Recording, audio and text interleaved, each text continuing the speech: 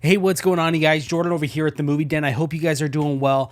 Guys, it's been a bit since I've uploaded a video. I know it's only been a couple of days, but for me, that feels like a long time. I try to upload a lot, but I've just been, last video I had talked about how I got in a lot of Vinegar Syndrome. Well, it wasn't the last video. It was like 2 videos ago.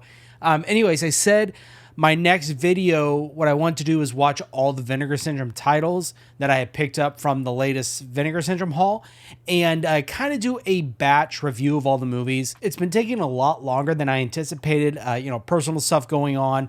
I got a lot of live videos that I had planned that I had done, so that took up some time and a lot of planning, a lot of stuff in the works that I cannot wait for you guys to check out, really starting next month in July.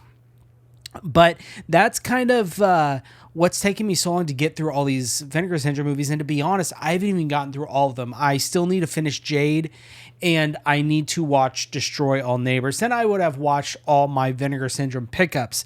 But I didn't want to wait any longer. I wanted to at least get a video out to you guys and talk about the ones that I have seen, which is The Dark Half, Dirty Work, Let's Scare Jessica to Death, and The Golden Child. And what I'm going to do is actually rank these from my least favorite to my favorite, and that's how I'm going to review them. So that's what we're going to do today. We're just going to kind of do a quick review of the movies, and we will go on from there. So out of the 4 mentioned, my least favorite, and this, to be honest, so far is my least favorite of all the Vinegar Syndrome titles that I picked up. It's unfortunate, but it is this VSU release of The Golden Child, Eddie Murphy's The Golden Child. Now, this movie basically starts off, this young Tibetan boy gets kidnapped because this child, or the Golden Child, is this very prophesied mystical character, and he gets stolen by this evil, kind of a demon type character. Well, after this happens, there's this priestess that she's in LA trying to seek help to try and find this Golden Child who was kidnapped. She comes across Eddie Murphy, seeing him on TV on this program where they have a host and he's kind of interviewing people, not very well if you guys have seen the movie. And Eddie Murphy's character he goes out looking for lost children. And that's why he's on this TV show, is trying to find this child. And that's where this priestess sees Eddie Murphy's character. So she decides, I'm going to go and hire this guy to go try and find the Golden Child. And that's kind of what the movie's about. That's what kicks off the movie. Now, there wasn't, to be honest, in just my opinion, wasn't a lot that I liked about this movie at all. It wasn't that funny. And I know some of you guys think, well, Jordan, it is funny, but it's not your typical Eddie Murphy movie. I get that, and I understand that. But for me, the story didn't flow very well. The acting, I didn't think was great at all. The writing wasn't that great. It just, I don't know. Something about this movie did not click with me personally. And it's a shame because I think this artwork is phenomenal. I think everything about it is great. I mean, the VSUs in general look fantastic. And I did do an unboxing and full breakdown of everything that all of these come with in a previous video. I'll make sure to link that down below. And of course, I'll link all of these down below for you guys to go ahead and pick up. But anyways, yeah, out of these 4 that I'm talking about today, this one is my least favorite. And to be honest, it's my least favorite VSU that I currently own. So out of 4, this is going to be number 4, my least favorite, The Golden Child. Guys, next, number 3. Now, these next 3, actually, I did enjoy every single one of these. But anyways, this next one, we have Norm Macdonald's Dirty Work. Such a nasty, nasty slipcover, but you know what? I had to pick it up. I know it's gross, but this, if you guys seen the movie, you know where this is from. Anyways, you have Norm Macdonald and his best friend, and it starts off their whole life. They've been kind of picked on, even as young children. They're going to take matters into their own hands, and they're going to kind of reverse it on these bullies and get them in trouble in very, very funny ways. And so later on, his best friend's dad, he ends up needing some type of surgery. So his best friend's father's doctor, who's played by Chevy Chase, says, hey, look, I can help him out, but I'm going to need some money. And it's an exorbitant amount of money. I think it was like $50,000. And there's no way they were able to come up with that money. So they first start off looking for just odd jobs, trying to get some money. It doesn't work out. Well, Norm Macdonald gets the bright idea to say, hey, let's go ahead and do this revenge for hire thing like we did when we were younger. And let's start a business. We'll call it Dirty Work. And for anybody who feels wronged by someone, they call us up and we'll basically get revenge on whoever they're calling about on their behalf. And that's what the movie's about. It is a hilarious, hilarious movie. One of my favorite scenes, it's actually this scene right here when there's a big gunfight that goes down and they don't expect it to go that crazy. And they're just kind of standing there. What they were doing is they were taking the fish and putting it throughout the house just to make it stink. And it goes awry and everyone dies. And it's a very long, just one shot of Norm Macdonald and his best friend just standing there, just hearing the chaos going down. I was dying laughing at that. And funny enough, I had never seen this movie, but it has a bunch of my favorite actors. You have Chris Farley. He's, of course, his crazy character in the movie. He talks about how the tip of his nose is cut off. Adam Sandler even makes a cameo. Hilarious there. It's just a great movie. Very funny. Really, really enjoyed it. And you actually get, they call it the dirtier cut, I think. And there's some quality drops you can tell at some of those scenes.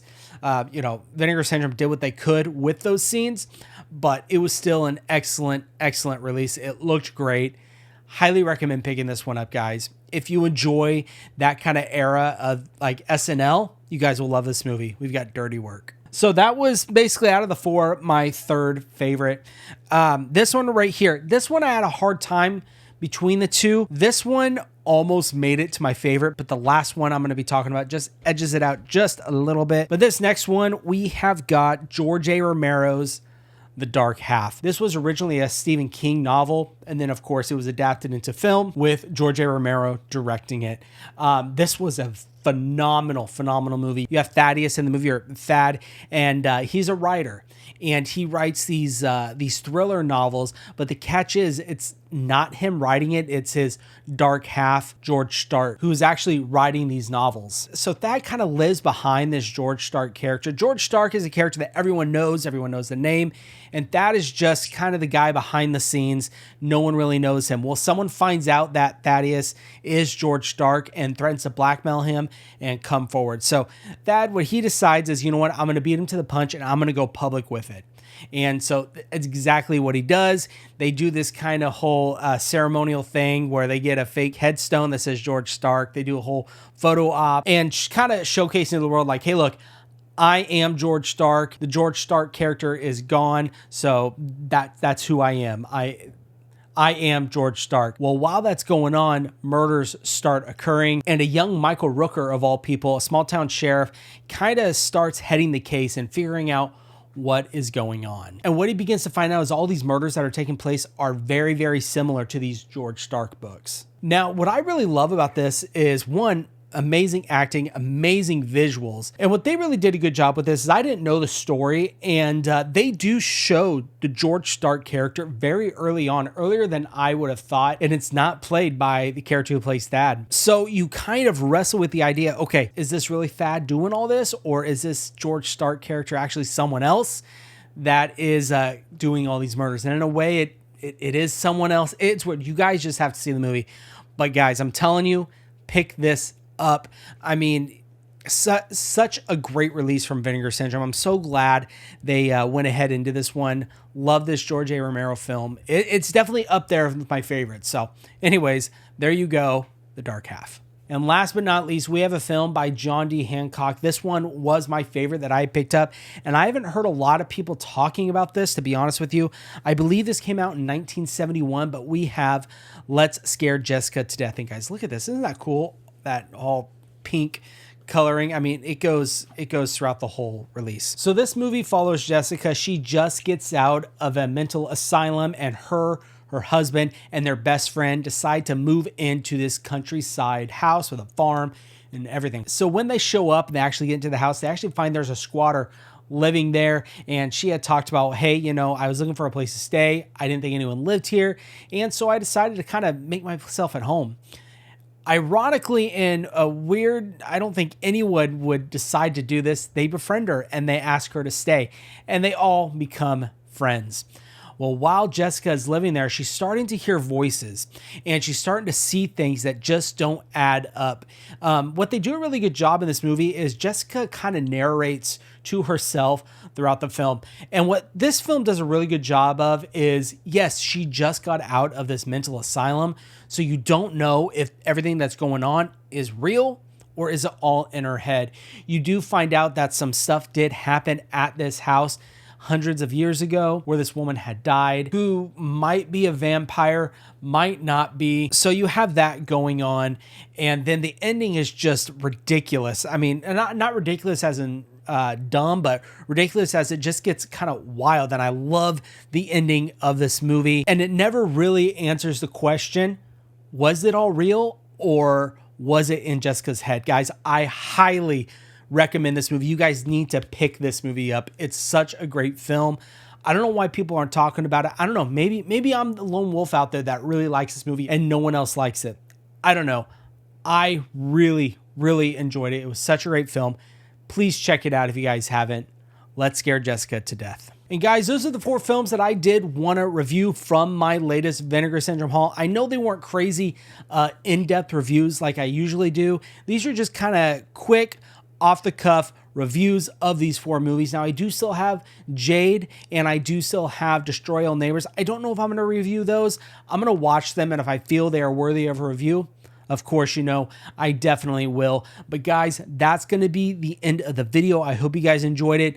Also, make sure to stay tuned because in July, me, my buddy Steven from After Hours Video, and my buddy Chris from Bearded Film Guy, we are going to be interviewing Adam Marcus, the writer and director of Jason Goes to Hell. So that's going to be an awesome, awesome interview. So stay tuned for that.